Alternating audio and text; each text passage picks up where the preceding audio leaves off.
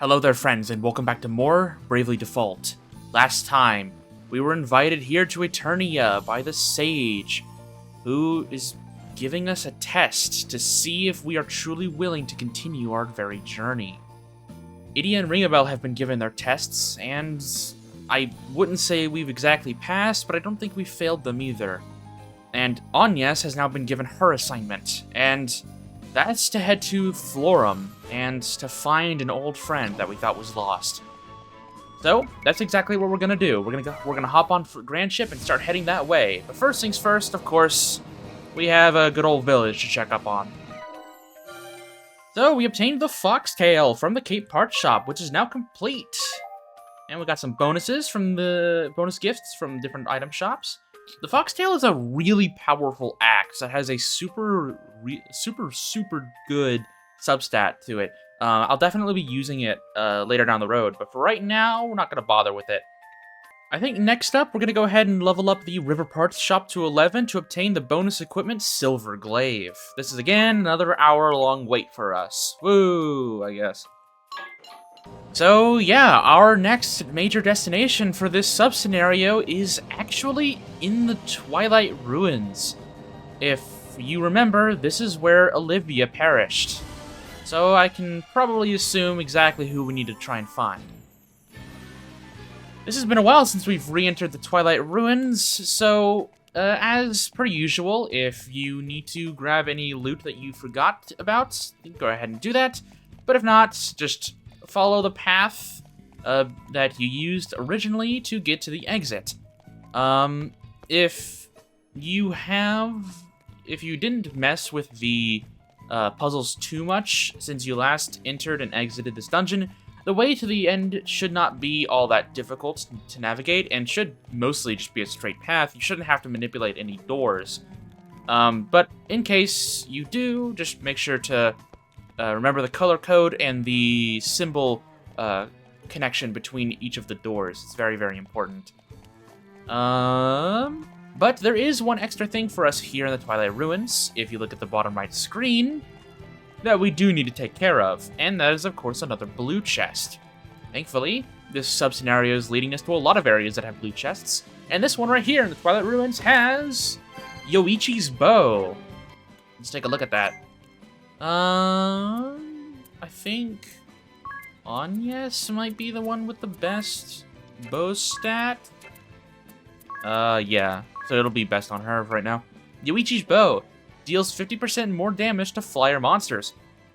Wait, I mean, yeah, all of them have that. A flyer slaying bow with a high critical rate. Yeah, 20 critical rate. It's a really powerful bow with a high critical. Compare that to every other bow. It does not have a base crit rate. To give you an idea, katanas naturally have a fairly high crit rate, but even theirs is not even that high. It's only 15. So this bow is going to crit a lot. But I'm not going to worry about that right now. I don't need a bow, but if you have a bow user on your team, a ranger, a thief, or maybe a freelancer or something, it might be pretty useful there.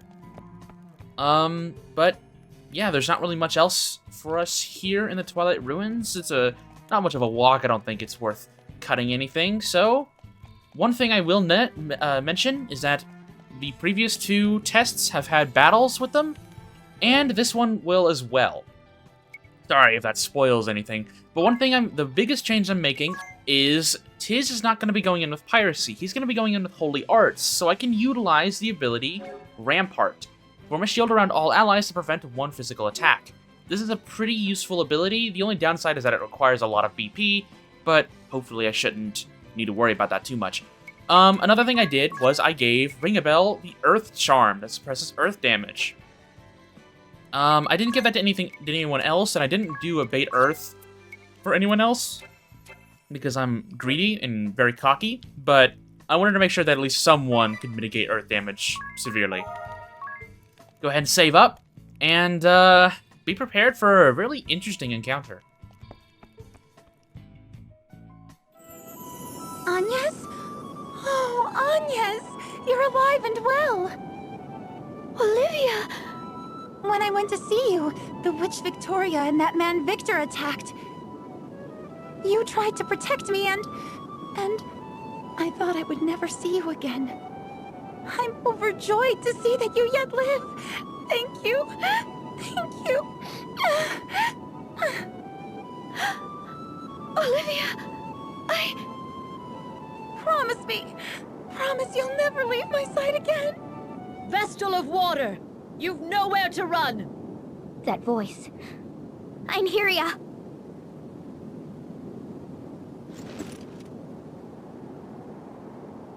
The Wind Vestal is already dead. That leaves only you, Olivia. All hope of reviving your precious crystalism is lost. The end is plain to see. We've sealed off any means of escape, sister. Nowhere to run. You heard them. Now surrender at once or face the consequences. Einherja. And both of your sisters in tow. So, you've come, Medea. You've made it clear you intend to defy us at every turn. So be it. Prepare yourself. Yep, we're fighting all three at once. Also, Einherja, you might need to get your eyes checked because the Wind Vessel is right there. Oh well, I don't think that'll stop her from finishing the job. Okay, so we're fighting all three Venus sisters at once. They aren't all that different from their original counterparts. The biggest difference is that Artemia normally defaults quite often. This time around, she won't. She's going to be going on the offense quite a lot more. So, honestly, I would suggest taking her down first. Mephilia still only has Gear to Blulu. She's a really terrible summoner, I'm going to be real here. And then Einherja is probably the biggest threat outside of maybe Artemia landing crazy multiburst RNG. Einherja has Crescent Moon AoE, she has Jump, she has Spirit Barrier, all the nifty gadgets. But for right now, we're going to be focusing primarily on Artemia because not only does she have a built-in weakness to fire, but also because I'm afraid of multiburst. And this is where Rampart is going to be coming in handy, as we have two physical attackers, and Mephilia is no stranger to throwing out a physical attack herself, and Rampart might come in handy in mitigating as much damage as possible. So I'm actually going to go ahead and push this on turn 1, because I want to make sure I can get that off as soon as possible. And I'm actually going to Brave a few times with Ringabel as well, because I want to heal everyone up with White Wind to get his HP as high as possible, but I also really need to curse Artemia and Einherja to lower their physical damage as much as possible. And then we're going to have Edea prep Firaga, so that we can take them down. She still has two-handed on, doesn't she? That's okay. I forgot to put on that, change the gear setup there. That's okay. She'll still do insane damage even with two-handed. So, we're actually going to re-equip a katana on her because it won't really matter all that much. Masamune, there we go. Cool. Thankfully, the magic still applies, which is really cool. Did I lose something here? No, okay, cool. Alright, so then let's go ahead and just default with Edea. What do I have with Anyas? I'm gonna go ahead and shell with Anyas. Unfortunately, you can't reflect summon magic, so we have to just mitigate the damage as much as possible. There's targeting, Crescent Moon, your physical attack, okay, but we mitigated a lot of physical damage right there with the Rampart, which is its whole deal. We'll have Anyas go ahead and top everyone off. And then we'll have... I'm not certain Edea can finish off Artemia in one go without at least a little bit of help. So we're not going to worry about that. Gear to Blulu should be coming up here fairly soon.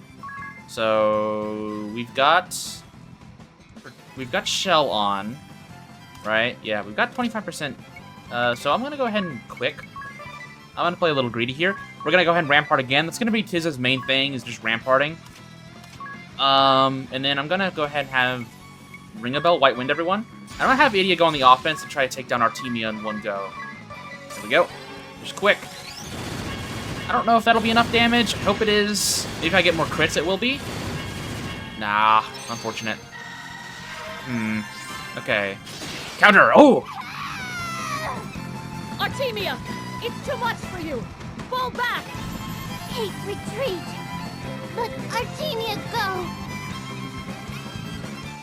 is coming in clutch, and that was a scream right there.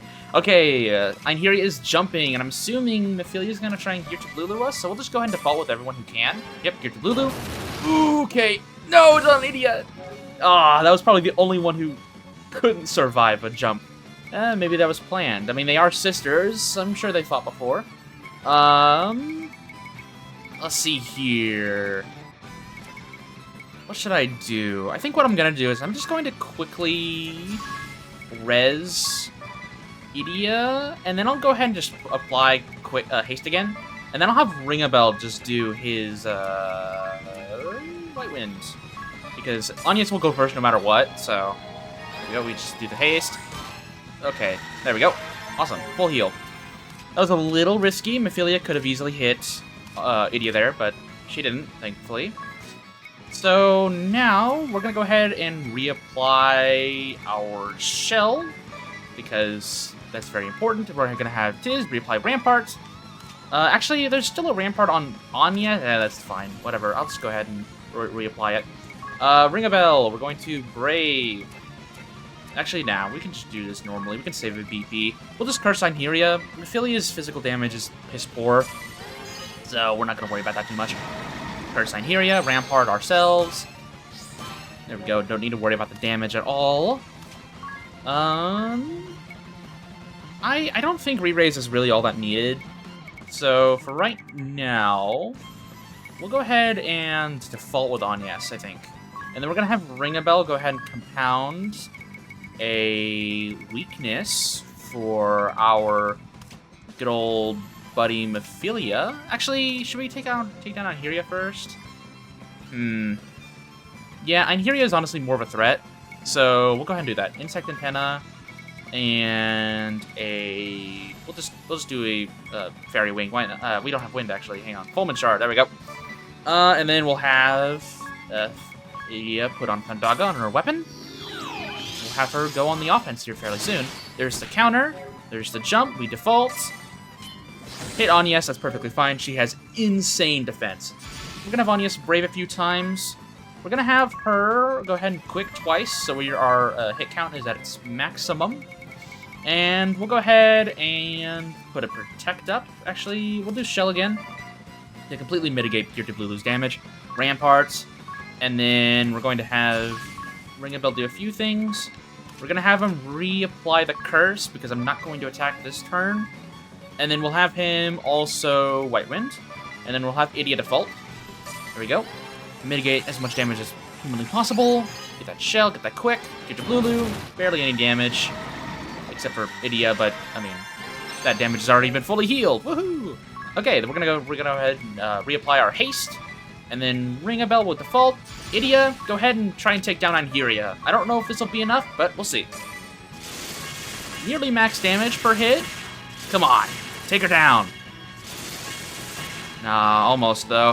Hey, if she decides to hit Tiz again, I was gonna say we might get us another scenario right there. Okay. So unfortunately that didn't work out. So I'm gonna reapply quick so it doesn't fall off. And then Ringabel. We'll go ahead and actually I'm gonna Bone Crush doesn't work. It doesn't work. No. Why doesn't Bone Crush work on bosses? That's so sad. That's fine though. We'll just go ahead and I guess we'll make another compound for Einherja. There we go. Jump. Let's go ahead and default with everyone just to. Okay, no Gear to Blulu for us. So then I'm going to. What are we missing? We still have the haste, so I'm gonna Brave and do haste to reapply it, and then we will keep our shell buff up as much as we can to make sure that Gear to Blulu is not a big threat. Reapply Rampart. We're gonna have Ringabel do two things. We're gonna have him. Hopefully he outspeeds Edea. I didn't really pay attention. White Wind and Curse. We'll be using the other vampire abilities later down the road, but for right now, those have been the most important ones. Then we're gonna have Edea go on full offense here. Hopefully, this can finish her off. Shell. Okay, no, Edea goes first. That's okay. How is this possible? Einherja! Please, you must You've grown strong, Edea. Now it's just you, Mephilia. Now, last time you didn't have the greatest track record against us. I'm gonna be frank. I don't like your chances here, buddy. And also, Tiz can probably remove Rampart. Her physical damage isn't all that crazy. Okay, so then what I'm gonna do is... What do we have here? Hit counts. We'll go ahead and reapply quick, just in case. And we'll go ahead and curse Mephilia. Get ready to attack her. There we go. Gear to Blulu, that's fine. Decent damage, but nothing ring a bells. White Wind can't immediately fix. That ability is so stupid. Anyway, let's go ahead and reapply our haste, just so we're faster than her. And then... Actually, we need to do haste and shell, because if we weren't utilizing shell, Gear to Blulu might have actually been a problem. We're going to go ahead and free lunch with Tiz for this turn, so that I can do Heart Strike a little bit more next turn. Then we're going to just default with Ring a Bell. Honestly, I don't think she's going to live this flurry of attacks from Edea. If she does, then Tiz can finish her off.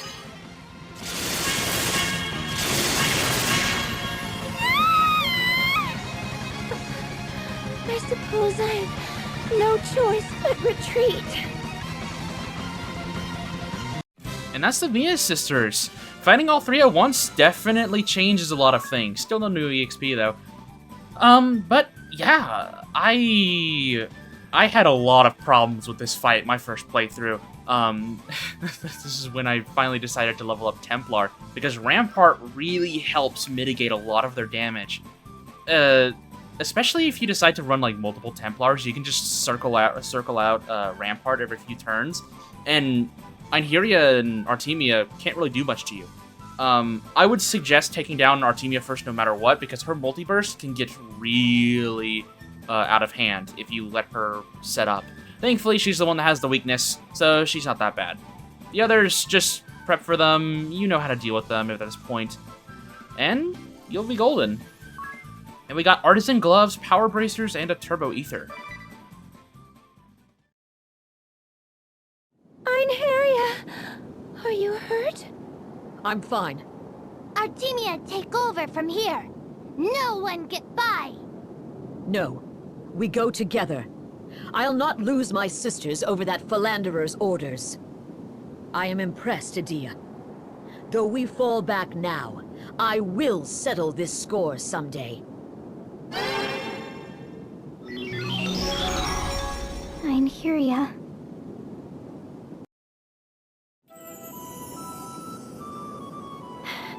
They're gone. Are you all right? Olivia?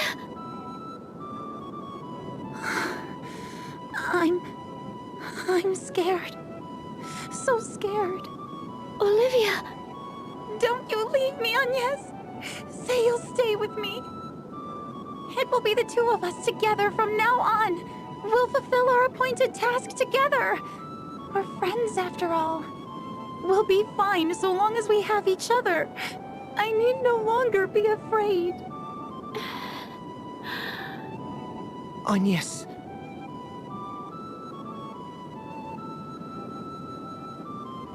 Though she speaks of fulfilling the Vestal's task together, I suspect you know well enough.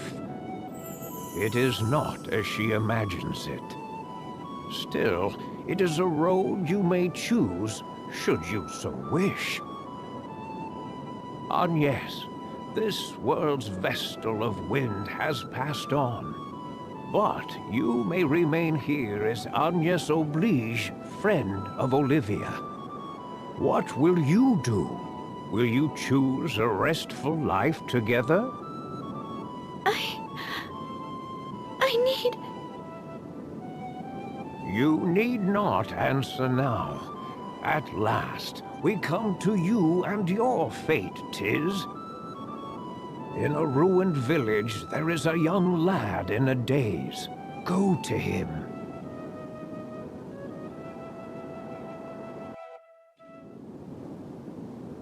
Finally, a world where Agnes and Olivia can be together and fulfill their promise. It's a tough prospect, and the teaser that Sage gave us just now is very, very important. As I think we can all know exactly who he's talking about. We need to get our act together and awaken the last crystal. Hang on, Aerie. Hang on. We're doing something very important. So, I think we all know where we need to go. I'll see you in the Kaldis region. And so, we're back here where everything all began, in Nerende Ravine. And let's go ahead and try to find this dazed young lad. How long has it been since we've last been to the ravine? We went here back in Chapter 5, but before then, it was the first few episodes. No new loot here, just wanted to go ahead and show that off. But, man, this place has a lot of history. And one thing I wanted to mention is that one of my hopes for this chapter was I was actually hoping that Nerende Village and the Great Chasm just wasn't a thing, but that's not how things turned out. I thought that would have been pretty cool. But, you know, that's how things work out. But what could Sage possibly have in store for Tiz? I guess there's only one way to find out. Look at this place. No one's rebuilt anything yet. Tiz?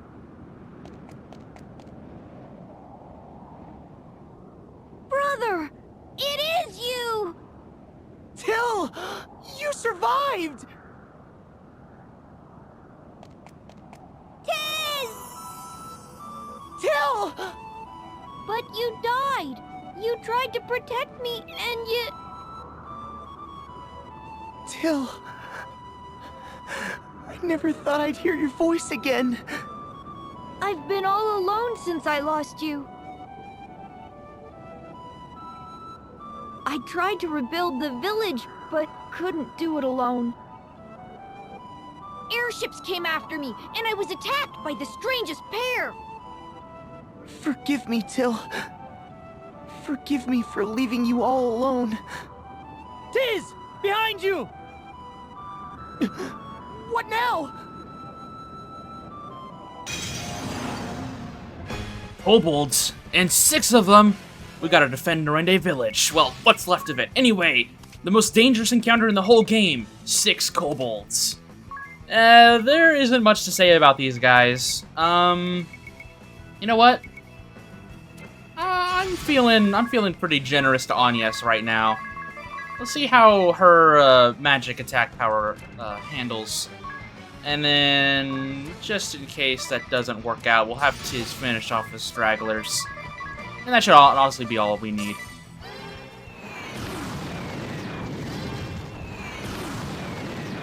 No one's touching Nerende in my watch. I can even throw meteors at them.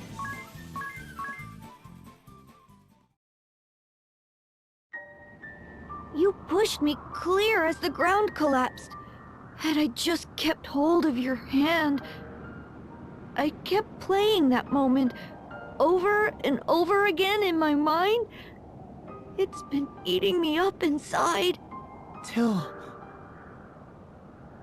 But you're back again to save me. My big brother. My hero. Please, don't leave me ever again. We'll rebuild the village together. The king says he'll help. It might take years, but we'll have it back just the way it was. Right. Let's do that. Tiz.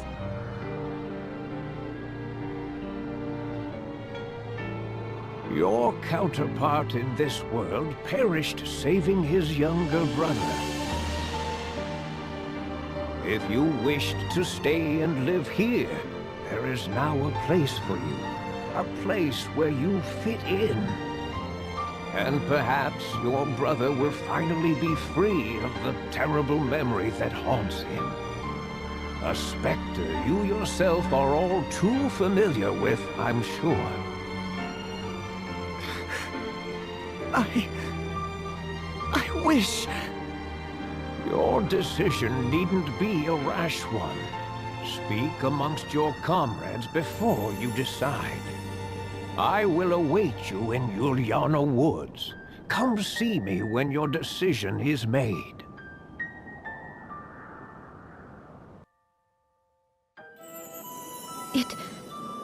It is not for me to remain as Vestal here in this world. That's right. You're the Vestal of Wind, Agnes. You can't end your journey here. And Olivia? You'd be condemning her to the same loneliness and dread you felt in the first world. The same could be said for you, Tiz. Do you intend to leave your brother all alone? Well, even if you two don't stay, I think Edea should remain here with her mother and father. What about you, Ringabel? You'd lost your memory for such a long time. Now you finally have somewhere to go. People who love you. I can't stay here by myself.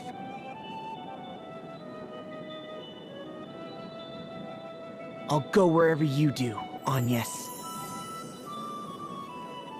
Though the world may change, you never do. Not once, since that moment on the brink of the Great Chasm. We battled the Sky Knights together. Then we weathered the burning of Kaldisla. I asked you to take me with you. Then we met, Edea. We stole the Echelot and awakened the Wind Crystal in Ansheim.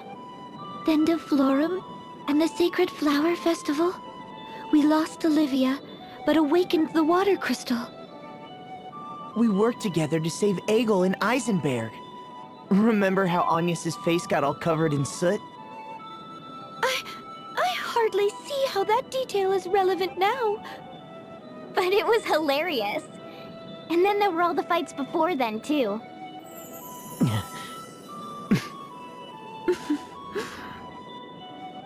We have our answer then? Yes. Seems so. All right then. Let's go see the sage.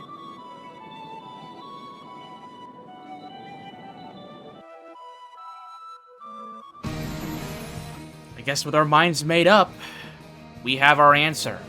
And so, next time on Bravely Default, we're going to be giving our answer to the sage back at Juliana Woods.